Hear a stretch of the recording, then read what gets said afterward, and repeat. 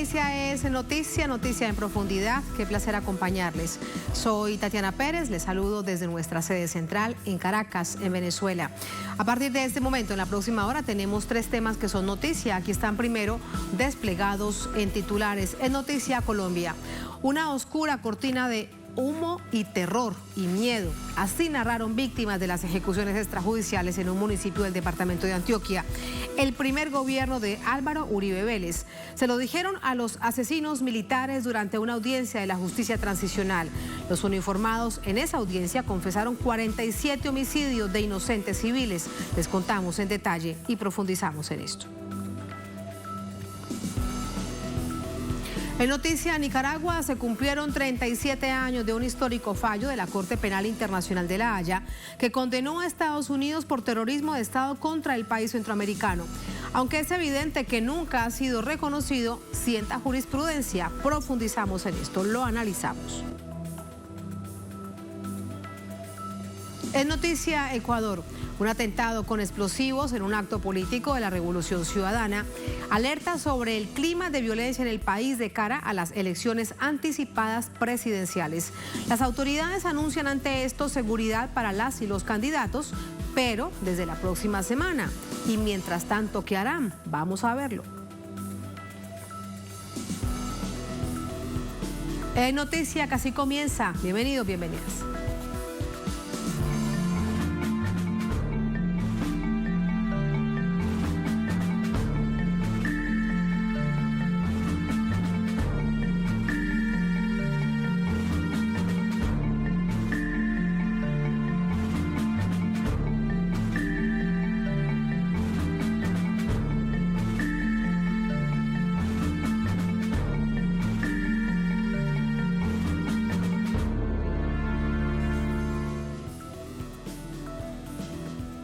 En Noticia Colombia, en una nueva audiencia de la justicia transicional de la JEP, militares del batallón contraguerrilla número 26 Arhuacos aceptaron su responsabilidad en al menos 47 crímenes de lesa humanidad cometidos en el municipio de Dabeiba, departamento de Antioquia, una de las zonas más golpeadas por el conflicto armado interno. Vamos a conocer detalles. En que mi hijo murió. Noches de terror vivieron por años los habitantes de las zonas rurales del municipio de Dabeiba, en el nororiente del departamento de Antioquia, víctimas de las falsas operaciones militares durante el gobierno del expresidente Álvaro Uribe Vélez. El coronel retirado Eddie Pinzón Turcios, responsable de varios falsos positivos, aceptó su responsabilidad en estos asesinatos y tomó la palabra ante la JEP. El coronel Pinzón confesó cuál era el patrón para cometer los crímenes. Ese patrón número 1 consistía en asesinar personas vulnerables, estigmatizadas y calificadas y señaladas como guerrilleros de la misma región, en este caso de Dabeiba. Simplemente por el hecho y un prejuicio que no tenía ninguna valoración, no tuvo ninguna verificación, simplemente eran calificados como guerrilleros. Los códigos... El comandante del batallón de contraguerrilla número 26 Arhuacos señaló ante la Jurisdicción Especial para la Paz que los crímenes fueron motivados por varios factores, especialmente la alianza con las autodefensas, las que llamaban la Sexta División del Ejército, o los primos. Tenía la oportunidad. ¿En qué consistía esa alianza? En el intercambio de información, de presencia de enemigo, en ese caso era las FARC. Otra alianza era hacer coordinaciones de despeje de áreas para evitar el combate con las autodefensas, ejército, autodefensas, evitar ese combate. Prácticamente establecíamos áreas para evitar nosotros el combate. Asimismo, el préstamo de vehículos. Víctimas acreditadas como Rafael Gómez señalaron que lo que vivieron en Dabeiba entre 2012 y 2006 fue una cortina oscura de terror y miedo, y que el solo hecho de vivir en el área rural del municipio era motivo para ser estigmatizado como colaborador de la guerrilla. Porque hasta el día de hoy no se ha logrado recuperar el municipio de Dabeiba esa confianza.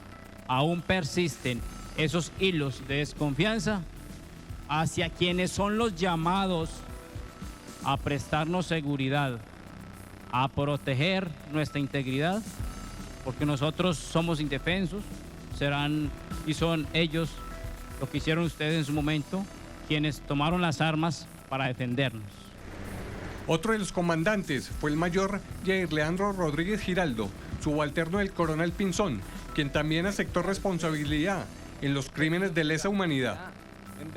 La orden de los comandantes era acabar con la guerrilla, costara lo que costara, al punto que en la parte rural, todo el que vistiera de negro o todo el que vistiera de blanco y negro era guerrillero y tenía que morirse, porque no nos contaban capturas, sino la orden era extinguirlos, erradicarlos, asesinarlos. En Colombia, durante los gobiernos de la seguridad democrática del expresidente Álvaro Uribe Vélez, se presentaron falsos positivos en al menos 30 de las 33 brigadas del ejército y la JEP ha podido documentar al menos 6.412 ejecuciones extrajudiciales en todo el territorio colombiano. Iván Cruz, Telesur, Bogotá, Colombia. Así vamos a entrar con el análisis. Para ello nos acompaña Oscar Yesid Zapata, defensor de derechos humanos del departamento de Antioquia, nos acompaña desde su capital, desde Medellín. Hola Oscar, muy buenas noches, bienvenido. ¿Cómo está? Hola, muy buenas noches, cordial saludo para ustedes allá en esta noticia. Muchísimas gracias. Lo que acabamos de escuchar, la verdad es que no termina de sorprender sobre el horror que significaron los mal llamados falsos positivos, Oscar. No nos contaban capturas sino muertos, dice uno de los militares. Solamente ocurrido en uno de los más de 40 municipios del departamento de Antioquia. Es una región ubicada hacia el noroccidente de Colombia. Todo esto se vivió en la mayor parte del departamento. ¿Es un modus operandi de la región o solamente del municipio de Dabeiba?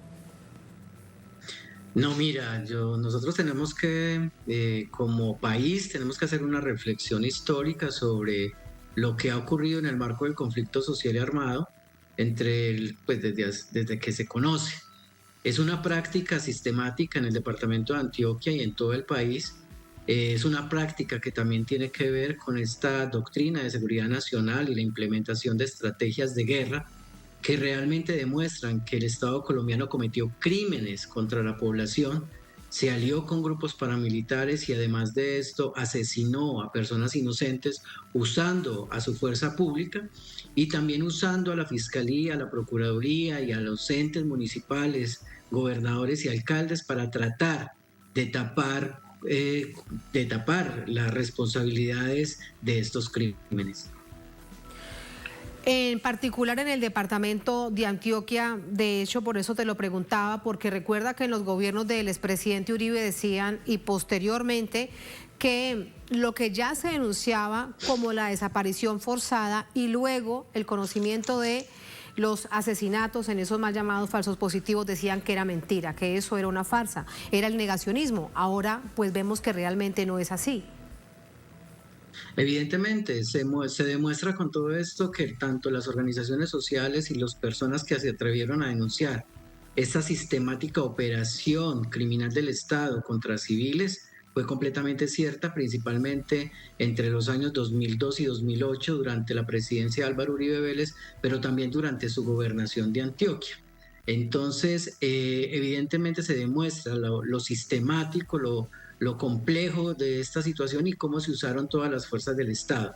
Aquí hay sitios en el oriente antioqueño donde también estas verdades han permanecido ocultas durante décadas y los responsables siguen en completa impunidad, tanto altos mandos de la fuerza pública, algunos civiles y otras personas que participaron de manera directa o indirecta siguen en completa impunidad y yo creo que se recibe con muy buen ánimo esta posibilidad, esta audiencia de reconocimiento en Dabeiba, pero sí se solicita, y sé que las víctimas así lo requieren, otras verdades en otros municipios y en otras partes del país donde también se presentaron este tipo de acciones de terror del Estado contra la población. Óscar, de esta manera, ¿cómo se debe valorar en el marco de lo que significa este horror cometido por las fuerzas militares de Colombia en contra de civiles inocentes, esas verdades, esos testimonios de estos militares en retiro? Algunos de ellos son incluso coroneles y mayores del Ejército de Colombia. Sí, no, eso se recibe con mucho dolor. Yo sé que tanto las familias y la sociedad o parte de la sociedad, los que somos sensibles a estos temas, los recibimos con mucha tristeza, con mucho dolor. Pero definitivamente el acuerdo de paz por medio de la Jurisdicción Especial para la Paz con esta audiencia demuestra la necesidad que se tenía de esclarecer todo este tipo de crímenes. Pero evidentemente quedan varios retos y los retos tienen que ver con establecer esas responsabilidades de altos mandos de la fuerza pública que todavía hoy no han sido condenados por estos crímenes. El caso de generales de la brigada, de las diferentes brigadas que todavía siguen negando que estas situaciones se presentaron y que lo que estaban exigiendo a sus soldados en ese momento era sencillamente litros de sangre, mas no estaban cumpliendo con las funciones constitucionales del Estado. Uno de los generales sería Mario Montoya, que llegó a ser comandante de las fuerzas militares. Además, Sí, muy cercano al evidentemente, expresidente Uribe, también del departamento de Antioquia. Sí, evidentemente uno de los generales es Mario Montoya. Mientras fue general de la 4ª Brigada, se presentaron el mayor número de crímenes de falsos positivos o falsas ejecuciones extrajudiciales contra civiles, principalmente en el oriente del departamento y en parte del departamento y en otros lugares del país. Yo creo que esas responsabilidades tienen que determinarse próximamente y el llamado de las víctimas es justamente a que estas personas obren con la total ética, la total transparencia y reconozcan de la manera valiente como lo han hecho algunos de los victimarios, reconozcan lo que ha ocurrido y que evidentemente el Estado como tal, lo único que hizo en el marco...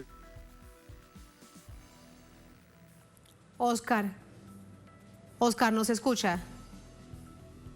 Sí, los escucho. Por unos segundos solamente se fue la comunicación, qué bueno que sigue con nosotros.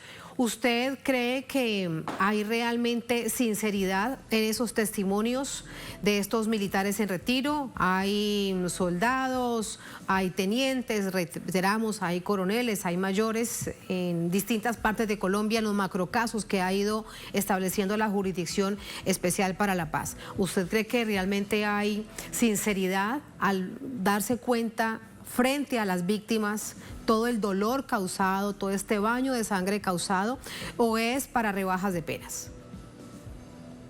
Mira, en todas estas declaraciones evidentemente hay mucha sinceridad de parte de los victimarios y mucho arrepentimiento, y por eso se acercan a las víctimas o a los familiares de las víctimas a reconocer este tipo de crímenes. Además, investigaciones de diferentes organizaciones sociales, denuncias que se realizaron en la época, más elementos sistemáticos de tiempo, modo y lugar, demuestran que todos estos hechos en verdad sí ocurrieron y que el Estado colombiano usó las armas para asesinar a civiles, pero también para favorecer de manera política, económica y territorial a grupos armados, a políticos en el territorio, y es allí donde yo creo que ahora tiene que avanzar la Jurisdicción Especial para la Paz para establecer esas responsabilidades de esos otros victimarios. Óscar, ¿usted cree que esas redes locales fueron totalmente desarticuladas? Hablando, por ejemplo, del departamento de Antioquia.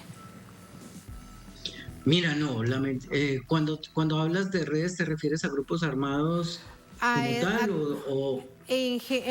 A la manera en cómo actuaban, y ya no me refiero a como una política sistemática por parte del gobierno del expresidente Uribe, sino de manera local. los militares en las distintas brigadas, en la vinculación con los políticos, luego con las autodefensas o con la parapolítica, es decir, con el crimen organizado, que decían que tenían cierta ideología para precisamente tomar el control territorial y el poder local. ¿Esas redes crees que ya han sido desarticuladas? No, mira, yo creo que todavía no han sido desarticuladas de manera completa. Y eso ha sido uno de los llamados desde el movimiento de derechos humanos, desde las organizaciones sociales. Todavía dentro de la fuerza pública hay muchos victimarios que siguen teniendo mucho poder y siguen incentivando acciones violentas contra la población y acciones violentas contra líderes políticos y líderes defensores y defensoras de derechos humanos. No está de más decir que pues, en los últimos años se han conocido nexos y alianzas de miembros de la fuerza pública de alto y de bajo rango que evidencian lo que estamos diciendo. Mientras nuestro país siga permeado y las diferentes instancias del Estado sigan permeadas por esa ilegalidad criminal de Estado, van a continuarse presentando situaciones como esta y de pronto un poco más graves. Y es ahí donde se ve justamente cómo a partir de esos escenarios se han buscado derrocar al gobierno con estos golpes suaves. Esta ultraderecha sigue incentivando la violencia contra un gobierno democrático como el de Gustavo Petro como tal, y se seguirán presentando este tipo de situaciones porque todavía esa derecha que incentivó la violencia sigue anhelando tener el poder para continuar generando además situaciones de violencia para consolidarse territorialmente, consolidar ese imperio que tenían, imperio que les permitía incluso seguir en completa impunidad.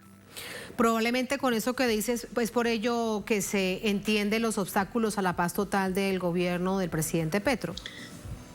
Evidentemente, sí, la derecha en este país no quiere que se haga la paz, no quiere que se conozca la verdad, no quiere que se conozcan quiénes son los victimarios que incentivaron o que están detrás de todos estos factores de violencia. Muchos de ellos aún, insisto, tienen cargos burocráticos, muchos de ellos siguen en la impunidad, muchos de ellos siguen ostentando una condición social, política y económica de muy alto nivel. Entre esos, pues hay muchos políticos que mencionar. Y por eso justamente han obstaculizado esta posibilidad que tenemos de conocer la verdad para la no repetición. Y con respecto específicamente a este caso tan doloroso como los mal llamados falsos positivos, estas ejecuciones extrajudiciales sistemáticas en todo el país, como se ha podido comprobar a través de las investigaciones y de la justicia transicional, han dicho en esos testimonios, en estas verdades, estos militares, atendíamos a un alto mando militar. Pero ¿qué falta para que se compruebe que fue el expresidente Uribe, a través de un decreto que él firmó, que él fue quien dio la orden? O sea, ¿qué se necesita para que se dé ese paso? Yo creo que no son solamente el expresidente Uribe, sino otros políticos también. Recuerden muy bien que las Convivir se fundan durante el gobierno de Samper y son incentivadas también por la presidencia del expresidente Gaviria. Yo creo que hay unas responsabilidades de todos los expresidentes, incluso el expresidente Pastrana como tal. Pero evidentemente lo que hace falta es una justicia que no siga siendo una justicia de bolsillo, tal cual estamos viviendo en estos momentos. Tenemos un fiscal general de la Nación que es un fiscal y todos los fiscales de ahí para atrás han tratado de ocultar todo este tipo de situaciones de violaciones a los derechos humanos, violaciones al derecho internacional humanitario para beneficiar a esos políticos que tienen alguna relación directa o alguna responsabilidad directa con este tipo de acciones. Entonces lo que necesitamos es una justicia realmente en ese país y ojalá sería muy interesante que la Corte Penal Internacional por fin, después de tantos años de que las víctimas y la sociedad civil hayan solicitado que se establezcan esas responsabilidades de crímenes de Estado, de presidentes y expresidentes de la República, ojalá se realizara de una vez como tal. Pero mientras la justicia esté en manos de la ultraderecha, con el caso del actual fiscal general de la Nación, va a ser muy difícil que como país podamos reconocer esa verdad, esas responsabilidades de esos expresidentes y otros políticos en el territorio, pero además esa responsabilidad de los diferentes actores que incentivaron la violencia en contra de la población y cometieron falsos positivos judiciales, falsos positivos de este tipo, ejecuciones extrajudiciales, pero también otro tipo como desplazamientos para quedarse con tierras. Todo esto en el marco del conflicto que genera aún mucho más nivel de víctimas. Mientras nos decías esto, Oscar, teníamos una imagen en pantalla, 6.402. Esta es una cifra que había establecido hasta hace ya unos meses la Justicia Transicional, la Jurisdicción Especial para la Paz, diciendo que eran hasta ese momento el número de víctimas de ejecuciones extrajudiciales a lo largo y ancho de Colombia, los macrocasos que se han abierto. Pero ya esto, seguramente que ya esa cifra es mucho mayor. Sí, hay estudios que hablan de cerca de 10.000 personas civiles que fueron asesinados por miembros de la fuerza pública sencillamente para mostrar resultados, pero que después de muchos años se logra comprobar que muchos de estos 10.000 casos eran personas de civiles, vestidos, que fue un plan sistemático de la fuerza pública, con unas responsabilidades muy claras y específicas de comandantes, generales, que eran los que solicitaban que no hubiera capturados, sino que todo lo que se presentara, todas las personas que en el medio de operaciones militares fuera individualizada por la fuerza pública, terminara siendo asesinado, disfrazado como guerrillero para ser presentado como muerto en combate. Ese era el plan y evidentemente son muchos más de 6.402. Seguramente muchas más y así se van contabilizando a través de la Jurisdicción Especial para la Paz. Lo más doloroso, bueno, todo es, pero también las razones por las que se supone que lo hacían. Una condecoración, unos días libres, como dicen algunos otros a través de los testimonios, por un sándwich con Coca-Cola, por un desayuno, por ir a dar un paseo, por unas vacaciones, por una medalla. Es realmente doloroso porque es la Fuerza Militar de Colombia de las que estamos hablando. Muchísimas gracias, Oscar. Buenas noches. Muchas gracias y gracias por cubrir este tipo de noticias porque muchos medios aquí en nuestro país siguen silenciando que el Estado colombiano participó en esos crímenes de Estado durante muchas presidencias, muchos políticos que todavía siguen ostentando poder. Pues es que aquí solamente te robo entonces unos minutos más con esta reflexión de los medios de comunicación, que lo que estamos viendo en este periodo de gobierno del presidente Petro son medios de comunicación directamente aliados en un discurso, en una narrativa extremadamente agresiva desde la extrema derecha, pero detrás de ello vemos entonces los financiadores de esas candidaturas que luego llegaban al gobierno, porque cómo se entiende que existan estos periodistas y en estos medios de comunicación que no anhelen la paz para su país. Pues mira, sí, yo creo que hay que respetar la libertad de prensa, pero también hay que hacer una reflexión los medios de comunicación aquí en nuestro país, que no pueden seguir mintiéndole a la ciudadanía y no pueden seguir siendo ese canal de bisagra entre el poder económico, el poder político, que mucho de ese poder político todavía sigue siendo parte de la guerra. Pues es que mentir y manipular no es libertad de expresión. Ahí ya estamos acudiendo, ya estamos acudiendo a una situación extremadamente grave que rompe además con el ejercicio periodístico. Muchísimas gracias, Oscar, por esas reflexiones. Buenas noches. Muchas gracias a ustedes y que estén muy bien. Muchas gracias, hasta luego. Así vamos a la primera pausa en esta emisión de esa noticia. Al volver en noticia a Nicaragua, se cumplieron 37 años de un histórico fallo de la Corte Penal Internacional de La Haya, que condenó a Estados Unidos por terrorismo de Estado contra el país centroamericano. Aunque es evidente que nunca ha sido reconocido, sienta jurisprudencia internacional y lo analizamos. Al volver, estamos en el Noticia.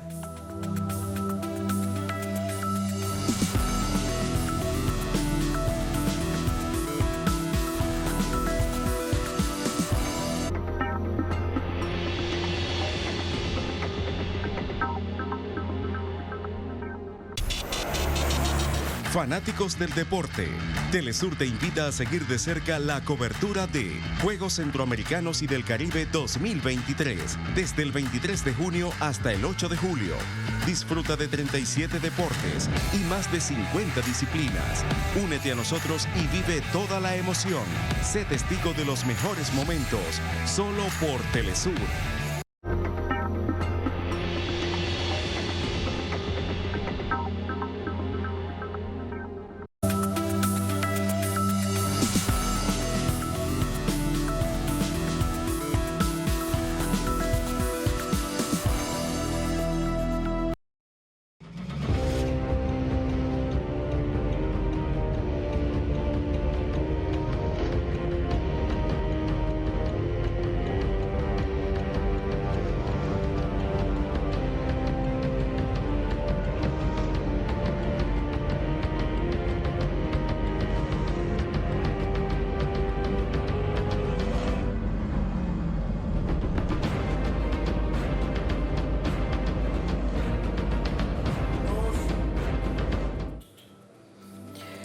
Es noticia, Nicaragua se cumplen 37 años del histórico fallo de la Corte Penal Internacional de La Haya que condena a Estados Unidos por su terrorismo de Estado en contra de Nicaragua, en contra de esta nación centroamericana. La obligación de indemnizar al pueblo nicaragüense aún no se ha cumplido. Evidentemente hay impunidad. De esto vamos a profundizar. Para ello nos acompaña el doctor Carlos Argüello, representante de Nicaragua ante la Corte Internacional de Justicia de La Haya. Nos acompaña desde Managua. Doctor Argüello, bienvenido. Buenas noches. ¿Cómo está? Muy bien, buenas noches. Mucho gusto. Muchísimas gracias, doctor Argüello. ¿Qué precedente jurídico marca, primero quiero preguntarle a nivel internacional, este fallo? Valga recordarlo, lo decíamos en titulares y también en esta introducción que nos precedía, que Estados Unidos no lo ha cumplido. No, efectivamente, es decir, eso es una cuestión importantísima que el mundo tiene que ponerle atención. Porque fíjese, estamos en una situación ahorita en que los países y los pueblos están reclamando justicia de diferentes maneras. Y se está reclamando y se pretende, y Nicaragua está completamente de acuerdo con eso, por ejemplo, que los países que mantuvieron la esclavitud indemnicen por eso, compensen a los pueblos.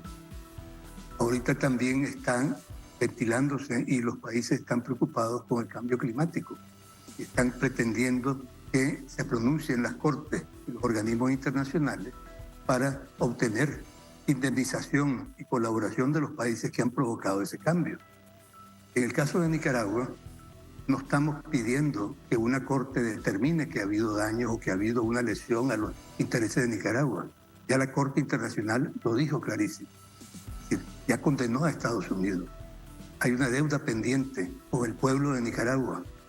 Es decir, igual que existe una deuda pendiente por otros crímenes que se han cometido en el pasado, en este caso en Nicaragua, esa es una deuda que ya ha sido pasada por un tribunal, que ya la ha juzgado y ha determinado que existe. Entonces es una deuda clara y pendiente. Si los Estados Unidos no cumplen, entonces en el caso con Nicaragua, ¿qué puede pensarse que los restos de países del mundo van a hacer con los diferentes reclamos que se tienen? Cuando existiendo una deuda tan clara y tan contundente como esta. Por eso nosotros consideramos que es importante que el mundo esté atento a esta situación, porque a todos nos afecta. De hecho, doctor Argüello, hay algo que llama la atención y es que este fallo, esta condena a Estados Unidos por parte del Tribunal Internacional de La Haya es muy poco conocido a nivel internacional. Y cuando se observa todo lo que significó el fallo, es tremendamente importante para que el mundo lo conozca. ¿Por qué cree usted ese silencio? Bueno, mire, es poco conocido en los niveles, digamos, de público en general. A nivel, digamos, académico, realmente el fallo de la Corte, por lo menos en la experiencia que he tenido con diferentes académicos y colegas, es un fallo que ha sido muy estudiado, que forma parte del currículum de muchísimas universidades importantes, incluso de los países desarrollados. Lo que pasa es que, digamos, los grandes medios publicitarios controlados en Estados Unidos y en otros países aliados de ellos, mantienen un silencio y simplemente se olvidan de este tipo de cosas. Y lo mencionan tal vez de una manera muy, como que si no hubiera sido nada particular. Eso en realidad, incluso pues tal vez haciendo, y si me permite un momento retroceder al pasado, cuando estábamos viendo la posibilidad de presentar esta demanda hace 39, 40 años, el padre Miguel de Escoto, que era el canciller, el gran canciller que teníamos, el padre Escoto estaba monitoreando qué es lo que decía el mundo, y particularmente en los Estados Unidos, por todo lo que estaban haciendo en contra de Nicaragua. Porque acuérdense que todo lo que estaban haciendo era público. Los Estados Unidos no sentía la más mínima vergüenza y creía que tenía derecho a hacer todo. En el Congreso de los Estados Unidos, en toda la televisión salía cuánto dinero iban a dar, qué es lo que iban a hacer, etc., todo lo que estaba sucediendo. Entonces el padre Escoto estaba diciendo, ningún medio en ese momento, en los Estados Unidos y en otros países, nadie decía, ni siquiera se ponían a pensar, esto que está sucediendo va en contra del derecho internacional. Es decir, lo mencionaban como simples hechos que estaban sucediendo en el mundo, en este pequeño país de Nicaragua. Pero nadie se ponía a pensar, esto es una violación del derecho internacional. Ninguno de los medios se hacía esa reflexión. Y nosotros pensábamos que también con esta sentencia se iba a ir a pensar, crear un poco digamos, conciencia universal de que hay ciertas cosas que son prohibidas, es decir, que tienen que ser prohibidas para la misma humanidad. Entonces, pues nosotros todavía seguimos con el optimismo, tal vez, de pensar que se hizo alguna pequeña diferencia y que tal vez esta sentencia, aunque sea en niveles académicos, donde tal vez es más conocida, que también hay que estarla recordando, y es parte de lo que está haciendo el gobierno de Nicaragua ahorita, es recordándole al mundo, miren, aquí está esto es lo que ha sucedido, esto es lo que ha venido sucediendo. Y además, en el caso de Nicaragua, recordar que no es esto nada más lo que sucedió en el pasado, sino que los Estados Unidos, en vez de haber dejado en paz a Nicaragua, en vez de haberla compensado a Nicaragua, más bien ha continuado las agresiones contra Nicaragua. Nada más que ahora esas agresiones le ponen el título de sanciones, pero lo que continúan haciendo son las agresiones mismas. Eso es lo que está pasando. Sanciones ilegales, entre otras cosas, aunque para el sistema de justicia y político dentro de Estados Unidos, doctor Argüello, tengan legalidad según ellos a nivel internacional. No hay nada que diga en el marco del derecho internacional que una nación tiene derecho a generar tal nivel de sanciones y de bloqueo contra otra, como sucede con Nicaragua, como sucede con Cuba, como sucede con Venezuela y otras naciones del mundo. Pero en ese contexto hay otro punto también haciendo incluso historia, y se lo pido, doctor Argüello, y es si ese fallo, y además lo que ha significado con sus implicaciones, es parte de la agresión, de los ataques de Estados Unidos contra la Corte Penal Internacional de La Haya. Pues sí, mire, la realidad es que cuando Nicaragua acudió a la Corte Internacional de Justicia, la Corte era un organismo importantísimo, pero que había muchos países que tenían cierto temor a acudir a la Corte, porque en épocas anteriores sus fallos habían sido un poco conservadores y no muy progresistas, y mucho menos. Cuando vino el caso de Nicaragua, para los Estados Unidos fue un golpe muy grande. Y los Estados Unidos, desde entonces, ha buscado cómo disminuir la importancia de la Corte por todos los medios posibles. Lo que sucedió, si usted analiza nada más simplemente ver, y es un análisis muy sencillo, ver hasta 1986 cuántos casos había tenido la Corte Internacional de Justicia hasta ese momento y cuántos ha tenido con posterioridad, se va a dar cuenta que se han triplicado los casos ante la Corte.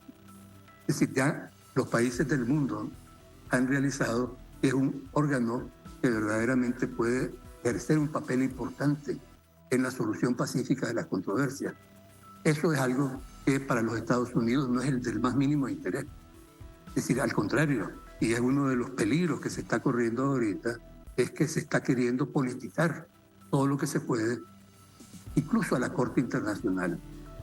Y francamente es una cosa muy peligrosa porque están debilitando el sistema jurídico internacional, precisamente porque no quieren ningún tipo de control. Y el control de la justicia es precisamente el control principal que pueden tener los países pequeños.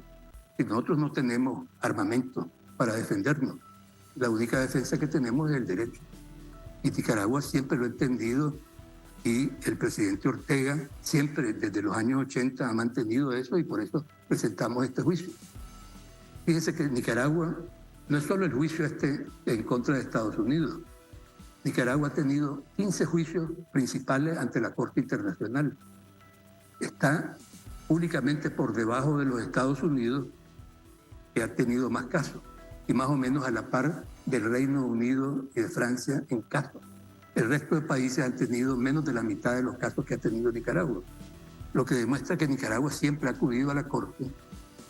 Y además hay que agregar, y es importante señalarlo, que en todos los casos en que Nicaragua acudió a la Corte, siempre hemos cumplido lo que la Corte nos dice, nos guste o no, porque no todo ha sido absolutamente lo que Nicaragua pretendía y ha querido, pero nosotros hemos cumplido a cabalidad todo lo que la Corte ha ordenado. Consideramos que es lo único que se puede hacer. ¿Sí? No hay apelación, no hay casación, no existe ningún recurso en contra de una decisión de la Corte. Y es algo que nosotros tenemos que respetar, porque el sistema jurídico internacional es la verdadera y la única defensa que tenemos en este mundo tan complicado en que vivimos. Sí, doctor Argüello, con respecto a ello, lo escuchaba atentamente y recordaba, por ejemplo, el secuestro del diplomático colombo-venezolano, de nacionalidad además venezolana, Alex Saab. Estados Unidos se comprobó que violó las normas internacionales, el marco de la diplomacia. Muy bien sabía que era un diplomático que tenía esa inmunidad diplomática y eso también se quiebra. Pero lo que ve, con este ejemplo lo que le quiero preguntar, conocer su reflexión, es Estados Unidos muy bien lo sabe, pero ¿por qué lo hace? Y hay otros que lo acompañan, otros países alrededor del mundo. Si a cualquiera de esos le podría suceder, incluso lo mismo o peor. Bueno, francamente la pregunta o la observación suya es una observación que yo la veo de sentido común apenas. Y francamente yo también me pregunto cómo los otros países no se dan cuenta, porque aún los países relativamente poderosos no tienen ni de cerca el poderío que tiene Estados Unidos. Y los Estados Unidos, en el momento en que les convenga a ellos, va a hacer lo que los Estados Unidos crea que es de su propia conveniencia. Aquí, en el caso pequeño de Nicaragua, yo francamente lo vi de distintos aspectos. Imagínense, simplemente para hacer una reflexión del pasado. Nosotros teníamos un tratado de extradición con los Estados Unidos desde 1906, cuando derrocamos a Somoza, invocamos ese tratado para tratar de extraditar a los criminales. Estuvieron jugando con nosotros, y estoy hablando por experiencia personal porque yo estaba encargado de eso. Incluso cuando ya llenamos toda la documentación que ellos querían, después nos dijeron, es que no sabemos a dónde están esas personas. Incluso les dijimos, están en tal parte. Nunca, es decir, jugaron con nosotros, nunca cumplieron. El tratado era inexistente porque ya no les convenía a ellos. Igual hicieron con la Corte. Ellos existía un tratado de parte de los Estados Unidos que aceptaba la jurisdicción de la Corte. Los Estados Unidos, por ejemplo, había demandado a Irán 3 años antes de la demanda de Nicaragua y había demandado a Irán y había dicho que era el modo civilizado de resolver las controversias. Pero cuando Nicaragua usó ese modo civilizado, ya se convirtió incivilizado. Pues los Estados Unidos van, cuando le convenga, va a estar de acuerdo con sus aliados, llamados aliados, y los aliados lo que deberían de saber es que en el momento en que ya no es conveniente, que no cuente con los Estados Unidos. Pues, yo no sé cómo no se dan cuenta de eso. Pues, francamente yo lo veo obvio, pero en fin. Usted bien lo dice, parece algo de sentido común, sin embargo, tal vez para esos otros países hay una razón que bueno, pues no la comprendemos o es inentendible para el resto del mundo. Doctor Argüello, Irán ha planteado una demanda en contra de Estados Unidos ante la Corte Internacional Penal de La Haya por esto que estábamos conversando, por esas llamadas sanciones, por esos bloqueos criminales. ¿Qué cree usted que puede pasar con respecto a ese procedimiento? Bueno, ahorita lo que ha habido, hasta donde yo he sabido, es que Irán ha presentado una demanda en contra de Estados Unidos, más o menos dirigida en esos términos. Y la Corte ya resolvió a favor de Irán.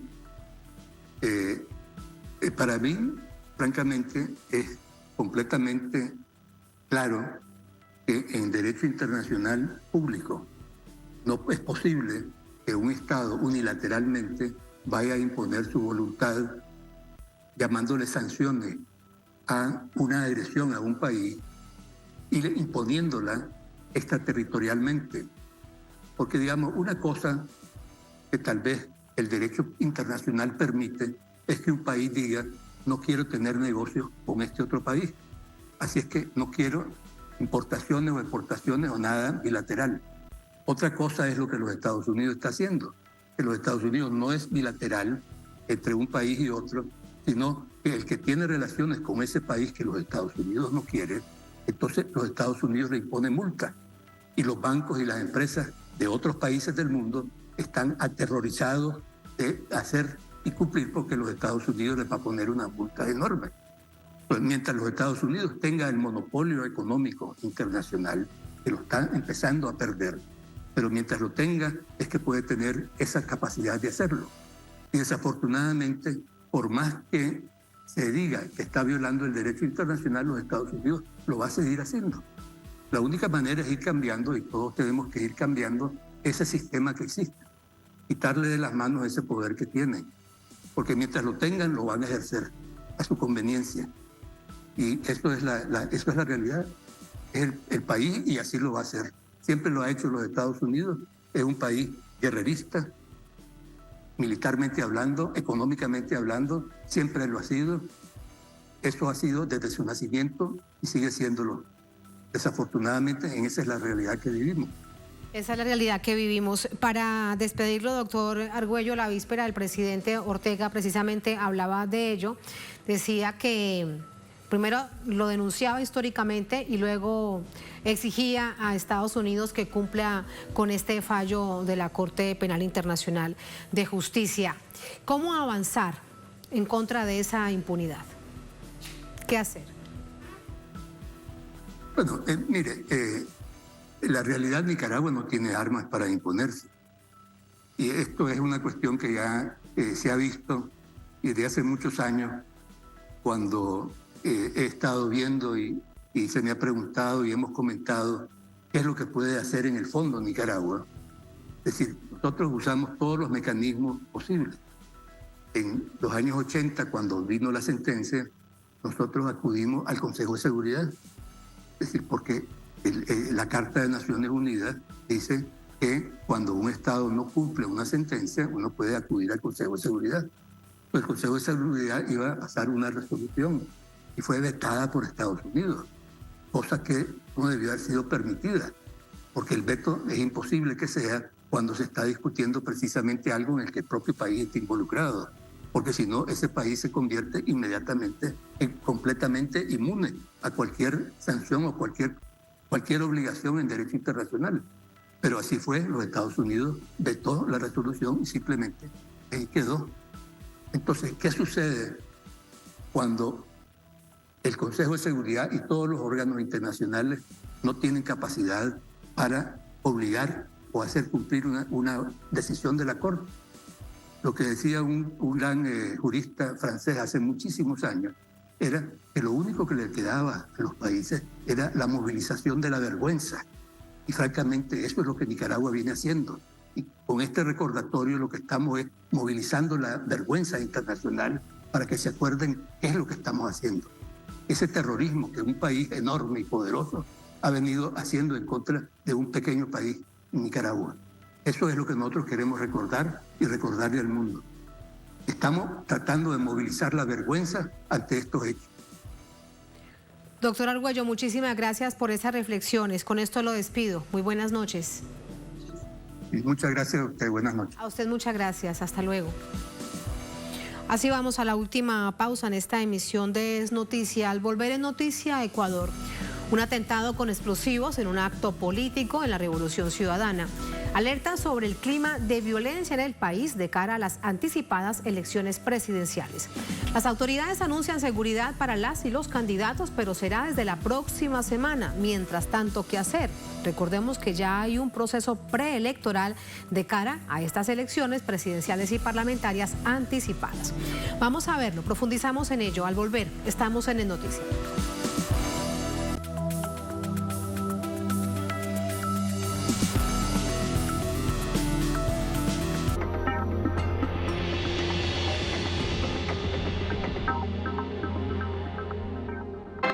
Desde el portal web europeo Dailymotion encuentras todo nuestro contenido en vivo, en español e inglés. Síguenos y mantente informado, porque Telesur siempre da más. El mundo sintoniza Telesur. Juan Carlos Bartolota desde Argentina. Porque Telesur siempre da más.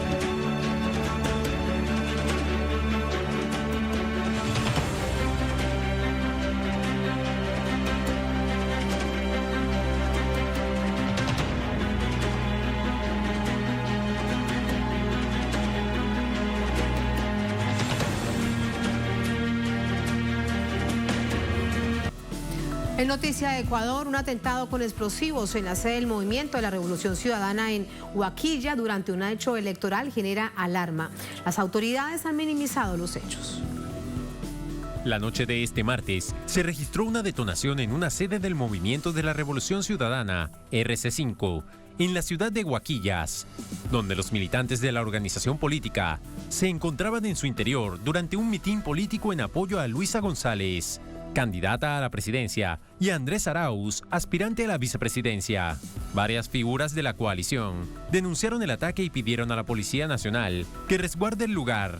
A través de su cuenta en Twitter, Paola Pavón, prefecta de Pichincha, señaló su solidaridad con los compañeros de la Revolución Ciudadana de Huaquillas y exigió al gobierno y autoridades a investigar a los responsables del hecho.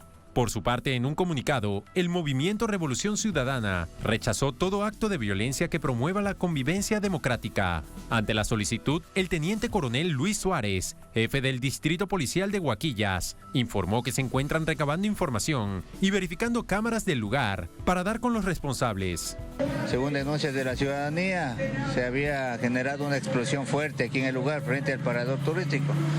Avanzamos a verificar, ingresamos al interior de un mitin político donde se tomó contacto con las personas quienes indicaron que habían botado un objeto genuino que había estallado, pero no se pudieron evidenciar indicios en el lugar y únicamente existen las versiones de las personas. Tampoco vamos a descartar un atentado porque lógicamente existen las denuncias correspondientes. En este caso ya se encuentra la Policía Judicial levantando información, tratando de verificar cámaras en el lugar. Suárez añadió no encontrar indicios que corroboren la explosión y que solo contaban con la versión de los asistentes. Sin embargo, el ministro del Interior, Juan Zapata, informó resguardo policial a los binomios presidenciales a partir del 3 de julio. Ya se empezaron las actividades de seguridad, especialmente empezamos con los 8 binomios que están para la máxima designación, como es presidente o vicepresidenta del Ecuador. Ya está el personal de seguridad seleccionado. Ellos ingresan hoy a una capacitación e inmediatamente se harán cargo de la seguridad de cada uno de los binomios. De acuerdo con reportes preliminares, la detonación no provocó víctimas mortales ni heridos, y el acto fue retomado minutos más tarde. El atentado contra la coalición opositora al gobierno del presidente Guillermo Lasso se da en el marco de la campaña a elecciones presidenciales adelantadas, a celebrarse el próximo 20 de agosto.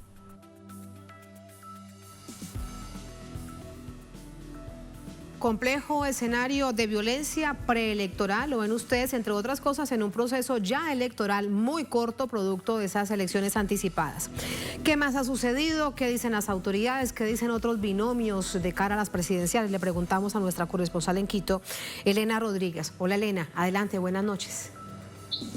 Hola Tatiana, ¿cómo estás? Muy buenas noches para ti y para la audiencia de Es Noticia. Pues sí, versiones contrapuestas hemos podido escuchar a lo largo de este día, mientras los simpatizantes y militantes del movimiento de oposición denominado Revolución Ciudadana denunciaban que un artefacto explosivo detonó en un mitin en la ciudad de Guayquillas, al sur de Ecuador.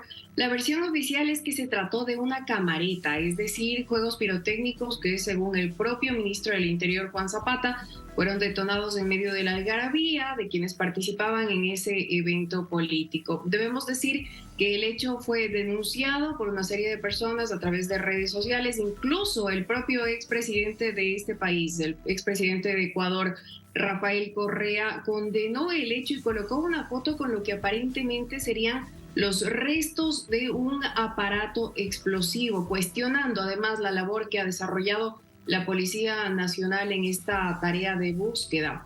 Lo cierto es que, más allá de las versiones contrapuestas, lo que vive Ecuador, el nerviosismo y la zozobra no son gratuitos. Según las propias autoridades, este país vive la peor ola de violencia de su historia. Entre enero y junio se reportaron 3.326 homicidios, un incremento del 56% frente al primer trimestre de 2022.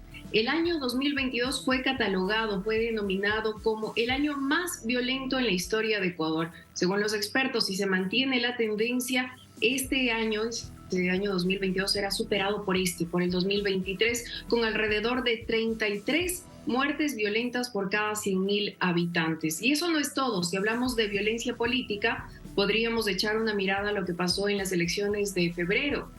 Al menos 5 candidatos o personas vinculadas a ellos fueron asesinados y otra decena resultó víctima de ataques en el periodo previo a los sufragios, incluso en eventos de campaña, en caravanas, en mítines desarrollados por los entonces candidatos a los gobiernos autónomos descentralizados. Recuerden que el 5 de febrero los ecuatorianos acudieron a las urnas para elegir autoridades seccionales y en medio de esas elecciones también se vivieron escenas de violencia. Uno de los casos que más conmocionó fue el de Omar Menéndez, aspirante de la Revolución Ciudadana a la alcaldía de Puerto López en la provincia de Manabí, quien fue asesinado a la víspera con más de 10 tiros y que luego resultó electo. Hoy se instaló en Quito, ya lo decían ustedes, la denominada Mesa de Seguridad con el Consejo Nacional Electoral y diferentes instituciones del Estado que buscan trazar un plan para frenar la violencia y garantizar el desarrollo del proceso electoral previsto para el 20 de agosto. Entre las novedades, el ministro del Interior dijo que los 8 binomios presidenciales contarán con resguardo policial y que se establecerá una especie de matriz para evaluar las concentraciones y los mítines que puedan estar sujetos de algún evento de violencia, de algún tipo de peligro, para dotar de resguardo policial. Debemos decir que también, aunque las autoridades buscan minimizar los hechos, hay un evidente clima de tensión en el país, tanto así que el ministro del Interior, Juan Zapata, ha reconocido que los 8 binomios presidenciales deberán contar con resguardo policial. Hasta aquí el informe, Tatiana. Muy completo como siempre, gracias Elenita, buenas noches, hasta mañana. Buenas noches para ti. Muchas gracias. Vamos a entrar con el análisis. Para ello nos acompaña Nicanor Moscoso, expresidente del Tribunal Supremo Electoral del Ecuador, nos acompaña desde Guayaquil. Doctor Moscoso, bienvenido. ¿Cómo está? Buenas noches. Muy buenas noches, muchísimas gracias, siempre a la orden. Muchas gracias. Doctor Moscoso, estamos siendo testigos de violencia política partidista, especialmente en contra de la Revolución Ciudadana. Lamentablemente en el Ecuador estamos polarizados y la polarización de una parte corresponde a candidatos auspiciados o que coinciden con el pensamiento del actual gobierno que está saliendo y que está saliendo luego de haber sido llamado a juicio político principalmente por la fuerza de los asambleístas de la Revolución Ciudadana, que dieron como consecuencia que él haga un llamado a muerte cruzada, como le llamamos en el Ecuador, que disolvió la asamblea para que nosotros los ecuatorianos podamos decidir si continuaba él como presidente o la asamblea.